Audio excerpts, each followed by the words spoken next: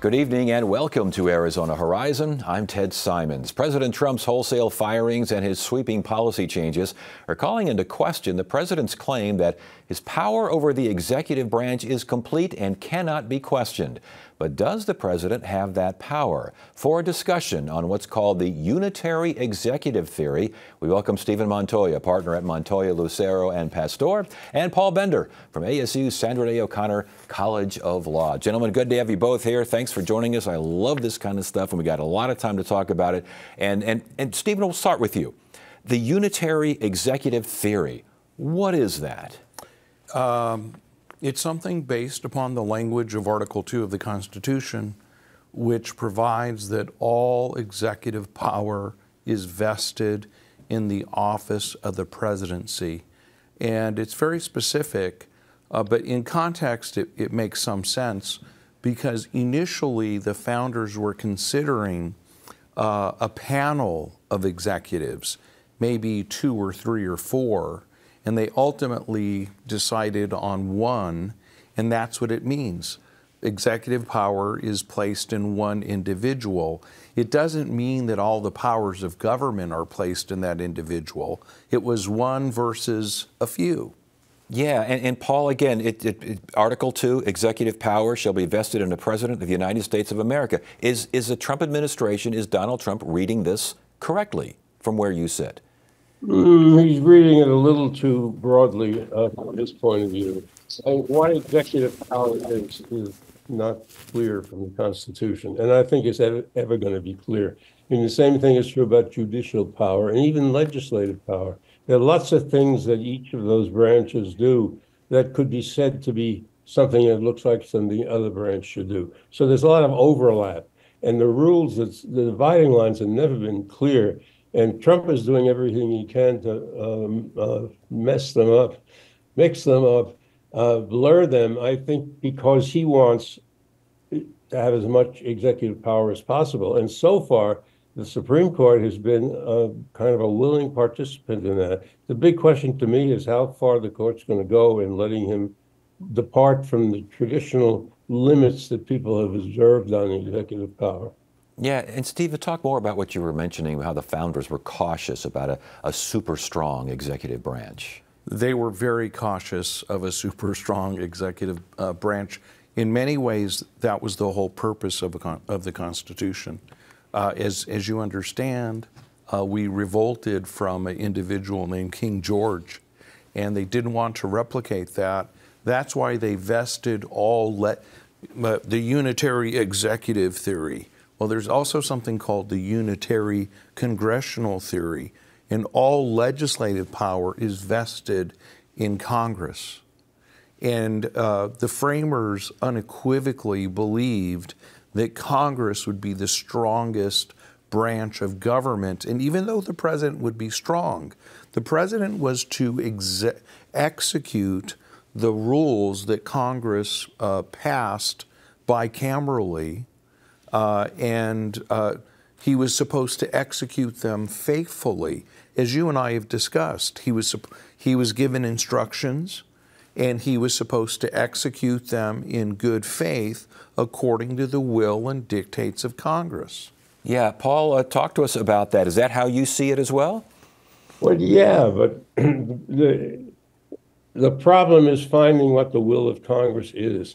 Congress cannot anticipate every problem that's going to come up. So they can't legislate a rule for every issue that's going to arise. They have to act by passing general propositions.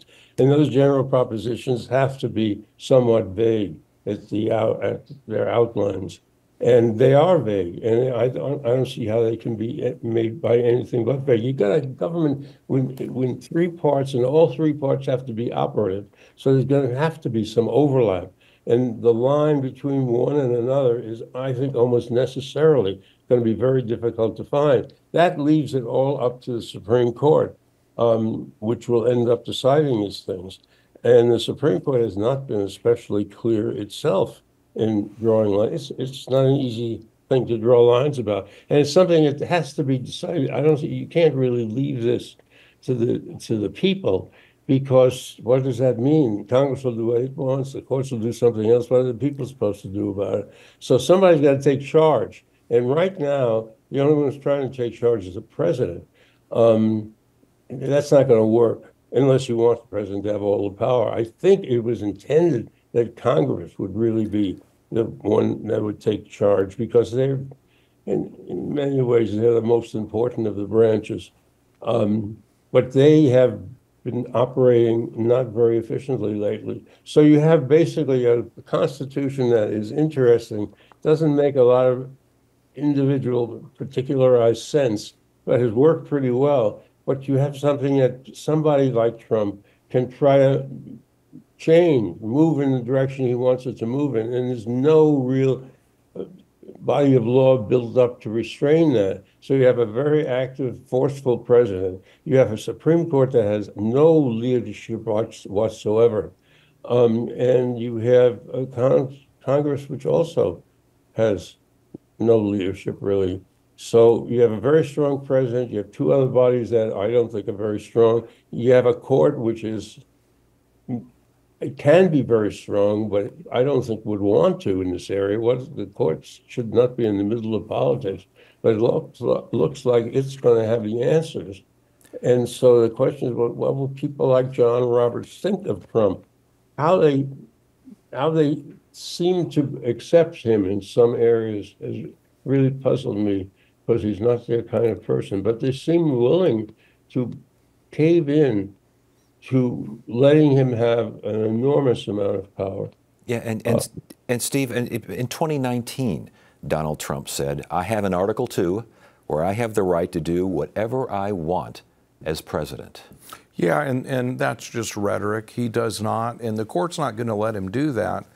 However, I think it is clear that the majority of the court does subscribe to a large degree with the unitary executive theory. In the real world, here's what that means: that Trump is going to be able to fire virtually everyone that he wants in the executive branch. But he is going to have to reappoint replacements with the approval of Congress, so that will serve as a check. There will be a limit to what he can do. For example, one thing the court has made very plain, that the Federal Reserve Board is off limits. If Trump tries to control the Federal Reserve Board, suppose he tries to terminate without cause members of the Federal Reserve Board and instill his pals. I don't think the court will let him do it, even though the Federal Reserve itself is really the paradigm of the refutation of the unitary executive theory. Do you think, Paul, that the court would not allow him to do such a thing? On that one, I think I probably agree with Steve, but there are maybe 100 issues like that we could name. And on each one, we would, the two of us anyway, would not be clear on what the answer is going to be. The answers to these questions are not clear. You can read the Constitution all you want, and you don't get any answer to what is the executive power, what is the legislative power. And you can't define those things perfectly. And so it's up to the court to decide how much it's going to interfere with this, and not really interference, how much it's going to take the decisional role here, and how much it's going to stand back and defer really to him, because Congress is not being active enough to defer to. And so far, I think they seem to be frighteningly willing to defer to him. Whether that will continue, I would hope, is going to be up to how outrageous what he does is. So I kind of keep rooting for him to do something really outrageous. But then I say to myself, like, suppose he does, and the court says, oh, that's okay, he'll do something even more outrageous. Well, and that's where Congress, you would think, would come in, and Paul mentioned the people. What do the people think? Isn't that what Congress is there for? Well, that's what Congress is there for, but you know, our Constitution was conceived in a very, very different time. Our society is much larger, it's a lot more complex, And now we have administrative agencies that are needed. It's undeniable that they are needed. The Fed, the Food and Drug Administration, the Environmental Protection Agency. I know that on the edges, the Environmental Protection Agency makes some people nervous, but it doesn't make anybody nervous when there's a threat of our water supply being poisoned. Yeah, but Steve, right now, those things are being targeted. Just the idea of those agents, Department of Education's another one you can throw out there. Just the idea of that thing existing is against what seems to be the policies. Well, I know, and see, those are all those administrative agencies are all executive agencies, and the court has already signaled through a series of cases that started with Morrison versus Olson in the 70s. I think it was a 1978 case, that they were going to start deferring to the president. Justice Scalia had a lone dissent in the Morrison case that has become really the chant, the chorus of the majority of the Supreme Court justices these days, who have affirmed the president firing all kinds of administrative officials. And I think that's going to continue to be the case. However, I do think there is going to be a limit to it. And I'll tell you, the limit is going to come to entities like the Fed, like the Food and Drug Administration, like the Environmental Protection Agency, where you need neutral experts, where you need neutral scientists in some contexts, who are going to basically put that will bring the public and that will bring Congress on board to put an end to this, and hopefully Trump is somewhat intoxicated with his own power, but he's not crazy, and he's going to want to do the best for the country, and he's not going to want to put the health of the republic in jeopardy. Paul, when it comes to the courts, can they fully and effectively respond in time to everything that's going on? Yeah, they can, really. They're enormously flexible. They can do things in an hour, even in 5 minutes sometimes, and they can take years to do things. It's really up to them. And sometimes they do act very efficiently and quickly, but sometimes they don't. Sometimes they just sit back. And why that is sometimes the problems are too hard. There's no clear majority on the court to do something. And there's also nobody on the court now. I guess maybe I shouldn't say this, but I will. There's nobody on the court now who I think serves as an intellectual leader who could lead the court through this. These are very hard problems.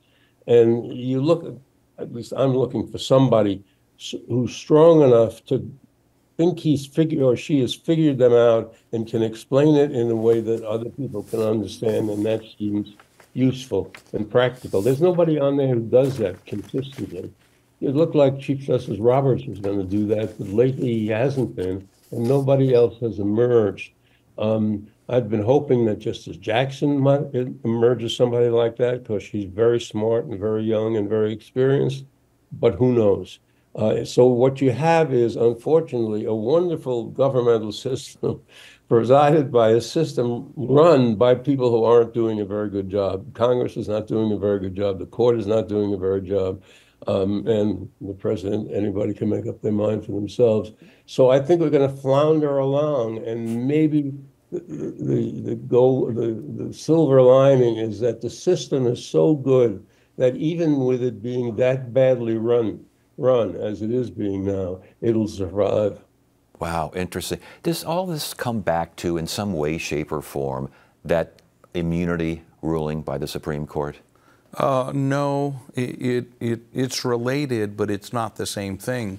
But I can tell you that immunity ruling, coupled with the president's absolute power to pardon, have created an executive that is much more powerful than he has ever been. It has ever been. And it's kind of scary, because it's really a recipe for unmitigated tyranny. if he's immune from everything that he does that has anything to do with his powers as the president, and he can order people to do things in his presidential capacity, they don't have the same type of immunity, but he can pardon them.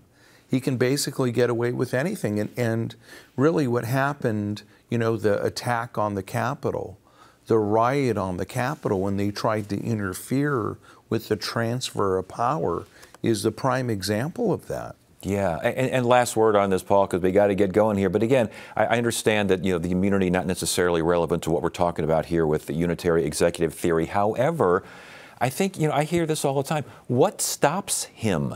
If the court stops him, he just says no. I mean, what stops him?